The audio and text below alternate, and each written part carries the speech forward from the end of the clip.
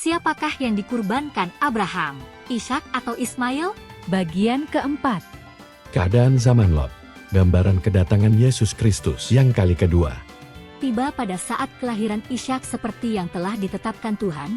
Ishak dilahirkan Sara ibunya di kota Gerar yang terletak di antara Kades dan Syur di tanah Negeb. Sebab setelah pemusnahan kota Sodom dan Gomora oleh Tuhan, Abraham juga Sara dan semua hambanya berpindah tempat dari Mamre ke tanah Negeb yang tidak jauh melewati Sodom. Tanah Negeb adalah daerah kekuasaan Abimelekh Raja Gerar. Dengan pemusnahan kota Sodom dan Gomora oleh Allah, maka semua dosa dan penduduknya lenyap dari kota itu. Dengan begitu, maka dosa telah berkurang kuasanya dan jumlahnya di dalam kehidupan manusia di bumi. Ini menggambarkan fenomena, hal yang tersirat, yang sama dengan pengadaan sensus penduduk bagi seluruh penduduk dunia termasuk penduduk Israel oleh Agustus Kaisar Romawi ketika Yesus akan dilahirkan oleh Maria ibunya, bahwa pengadaan atau penyelenggaraan sensus penduduk dilakukan untuk melenyapkan atau menghapus dosa-dosa para penduduk. Ini tujuan secara tersirat. Sedangkan bila secara tersurat bahwa tujuan sensus penduduk dilakukan adalah untuk mendaftar orang-orang supaya didapatkan parameter jumlah keseluruhan penduduk di negeri, maka Maria yang sedang mengandung Yesus mendaftarkan dirinya bersama Yusuf tunangannya.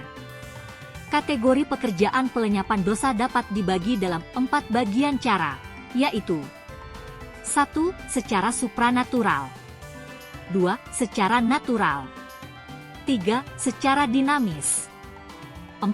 Secara statis. Nah, ada kesamaan antara Sara dan Maria, kedua-duanya wanita saleh ini mengandung, bahwa Sara yang tengah mengandung dan sebelum Ishak dilahirkan, bahwa kuasa dan jumlah dosa-dosa penduduk negeri harus sudah dilenyapkan, secara natural, melalui pembakaran kota Sodom dan Gomora. Begitu juga dengan Maria yang sedang mengandung, sebelum Maria melahirkan Yesus, di mana kuasa dan jumlah dosa-dosa penduduk negeri harus sudah dilenyapkan atau dihapuskan secara statis melalui sensus penduduk. Sedangkan pelenyapan dosa secara supranatural adalah seperti contoh pelayanan Yesus memberi mujizat pengampunan dosa kepada orang-orang berdosa. Sedangkan pelenyapan dosa secara dinamis contohnya adalah seperti pengakuan dosa dari orang-orang berdosa di hadapan Tuhan agar citra diri mereka kembali lagi menyerupai gambar dan rupa Allah penciptanya. Tuhan yang berencana akan melenyapkan penduduk Sodom dengan membakar kota Sodom, ini diketahui oleh Abraham, dan Abraham yang menyayangi kota Sodom karena Lot keponakannya berdiam di situ, maka Abraham memohon kepada Allah, sehingga terjadi tawar-menawar antara Abraham dengan Allah tentang kebobrokan kota Sodom ini, di mana Abraham berharap dan memohon agar Tuhan tidak memusnahkan Sodom bila ada 50 orang saleh di dalam kota itu. Penawaran Abraham ada sebanyak 6 kali yang tersusun secara teratur menurut PMD, Pedang Mata 2. Pertama, ia menawar bila ada 50 orang saleh, kedua 45 orang saleh, ketiga 40 orang saleh, keempat 30 orang saleh, kelima 20 orang saleh, dan terakhir tawaran keenam bila ada 10 orang saleh di dalam kota Sodom. Berikut diberikan gambar penawaran Abraham kepada Allah tentang kota Sodom dan jumlah penduduknya dalam variabel P0. Hal yang diketahui oleh Abraham tentang rencana Allah yang akan memusnahkan kota Sodom karena sudah banyak keluh kesah orang-orang tentang kota itu sampai di hadapan Tuhan. Tawaran pertama Abraham sebagai permohonannya kepada Allah, tertulis pada kitab Kejadian 18, 23, 24. Kejadian 18 ayat 23 dan 24. Abraham datang mendekat dan berkata, "Apakah engkau akan melenyapkan orang benar bersama-sama dengan orang fasik? Bagaimana sekiranya ada 50 orang benar dalam kota itu? Apakah engkau akan melenyapkan tempat itu? Dan tidakkah engkau mengampuninya karena ke-50 orang benar yang ada di dalamnya itu?" Lalu Allah menjawab permohonan pertama Abraham ini. Kejadian 18 ayat 26, Tuhan berfirman, "Jika kudapati 50 orang benar dalam kota Sodom, aku akan mengampuni seluruh tempat itu karena mereka." Hingga seterusnya, dan di tawaran terakhir yang keenam, Abraham memohon kepada Allah kembali.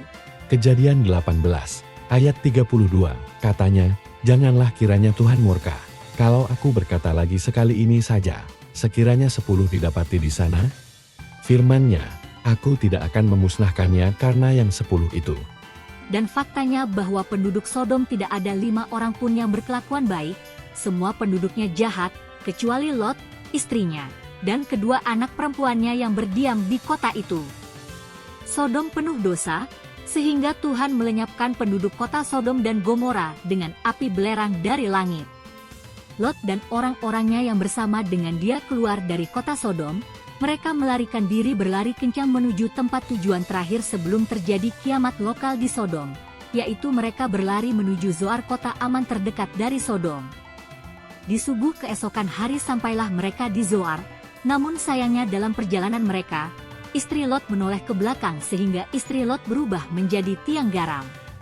Jika seandainya Allah tidak mengingat orang pilihannya yaitu Abraham, tentulah Lot dan orang-orangnya akan ikut binasa di dalam kota Sodom yang hangus terbakar api. Tapi yang terjadi adalah sebaliknya, yaitu oleh karena Abraham diingat Allah, dan Lot ada punya relasi hubungan keluarga dengan Abraham, maka Allah meluputkan Lot, dan Allah mengeluarkan dia dari tengah-tengah kota yang hangus terbakar itu. Kejadian 19 ayat 29. Demikianlah pada waktu Allah memusnahkan kota-kota di lembah Yordan dan menunggang-balikan kota-kota kediaman Lot, maka Allah ingat kepada Abraham, lalu dikeluarkannyalah Lot dari tengah-tengah tempat yang ditunggang-balikan itu. Peristiwa Sodom dan Gomora, dan dari bunyi skriptur Kejadian 19 ayat 29 ini akan dapat menggambarkan keadaan kiamat yang akan terjadi nanti di bumi ketika kedatangan Yesus Kristus yang kali kedua ke bumi. Saharia 14 ayat 4. Pada waktu itu kakinya akan berjejak di Bukit Zaitun yang terletak di depan Yerusalem di sebelah timur. Bukit Zaitun itu akan terbelah dua dari timur ke barat, sehingga terjadi suatu lembah yang sangat besar. Di setengah dari bukit itu akan bergeser ke utara dan setengah lagi ke selatan. Kedatangan anak manusia, yaitu datangnya Yesus Kristus yang kali kedua, tidak dengan tanda-tanda lahiriah. Banyak orang pada waktunya akan ingin melihat satu daripada hari-hari anak manusia itu dan mereka tidak akan melihatnya. Lukas 17 ayat 28-37. Demikian juga seperti yang terjadi di zaman Lot. Mereka makan dan minum, mereka membeli dan menjual, mereka menanam dan membangun. Tetapi pada hari Lot pergi keluar dari Sodom, turunlah hujan api dan hujan belerang dari langit dan membinasakan mereka semua. Demikianlah halnya kelak pada hari, di mana anak manusia menyatakan dirinya. Barang siapa pada hari itu sedang di peranginan di atas rumah, dan barang-barangnya ada di dalam rumah, janganlah ia turun untuk mengambilnya, dan demikian juga orang yang sedang di ladang, janganlah ia kembali. Ingatlah akan istri Lot. Barang siapa berusaha memelihara nyawanya, ia akan kehilangan nyawanya, dan barang siapa kehilangan nyawanya, ia akan menyelamatkannya. Aku berkata kepadamu, pada malam itu ada dua orang di atas satu tempat tidur. Yang seorang akan dibawa, dan yang lain akan ditinggalkan. Ada dua orang perempuan bersama-sama menghilang. Yang seorang akan dibawa, dan yang lain akan ditinggalkan. Kalau ada dua orang di ladang, yang seorang akan dibawa, dan yang lain akan ditinggalkan. Kata mereka kepada Yesus, "Di mana Tuhan?"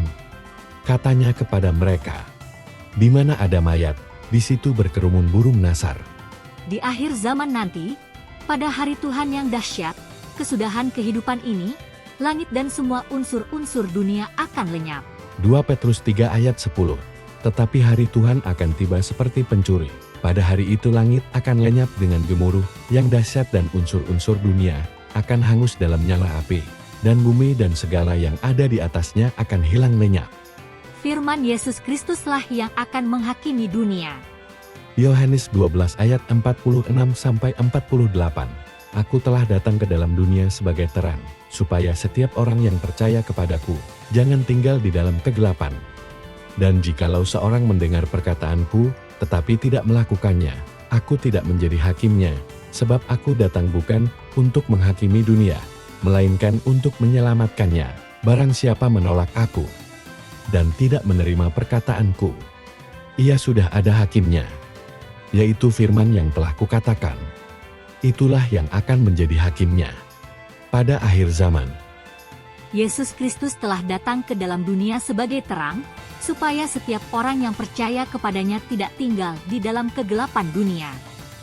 Yesus Kristus yang telah datang sebagai juru selamat dunia dan manusia, ia mati di kayu salib, dikuburkan dan bangkit pada hari ketiga, lalu naik terangkat ke sorga, dan duduk di sebelah kanan Allah Bapa. Dari sorga, ia akan datang kedua kalinya, untuk menghakimi orang yang hidup maupun yang mati, supaya setiap orang yang percaya kepadanya tidak binasa, melainkan beroleh hidup yang kekal. Yohanes 3 ayat 16, karena begitu besar kasih Allah akan dunia ini, sehingga ia telah mengaruniakan anaknya yang tunggal, supaya setiap orang yang percaya kepadanya tidak binasa, melainkan beroleh hidup yang kekal.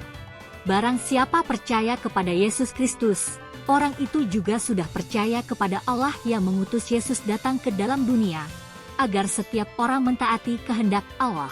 Yohanes 6 ayat 39-40, dan inilah kehendak Dia yang telah mengutus aku, yaitu supaya dari semua yang telah diberikannya, kepadaku jangan ada yang hilang, tetapi supaya kubangkitkan pada akhir zaman. Sebab inilah kehendak Bapa-Ku, yaitu supaya setiap orang yang melihat anak dan yang percaya kepadanya beroleh hidup yang kekal, dan supaya aku membangkitkannya pada akhir zaman. Jadi, sama seperti Lot yang punya relasi hubungan keluarga dengan Abraham, dan Lot yang percaya kepada Abraham, maka ketika kota Sodom akan dibinasakan, tetapi Lot dan orang-orangnya diluputkan dan diselamatkan dari penghukuman Allah oleh karena Abraham hamba pilihan Tuhan yang diingat Allah. Demikian pula bagi orang-orang, siapapun, saya dan saudara yang percaya kepada Yesus Kristus, dan terhadap Dia kita yang punya relasi hubungan keluarga Allah sebagai satu tubuh Kristus, maka pada zaman penghakiman nanti, Yesuslah yang menjadi pembela dan juru selamat kita di sidang tahta putih Allah nanti. Bagi setiap pribadi yang percaya padanya akan memperoleh pengampunan dan dibebaskan dari setiap tuduhan, sehingga keputusan hakim memberi kita pernyataan, tidak mati, melainkan layak dibangkitkan pada akhir zaman nanti untuk memperoleh hidup kekal selama-lamanya. Demikian pembelajaran kali ini, dan bersambung ke bagian kelima.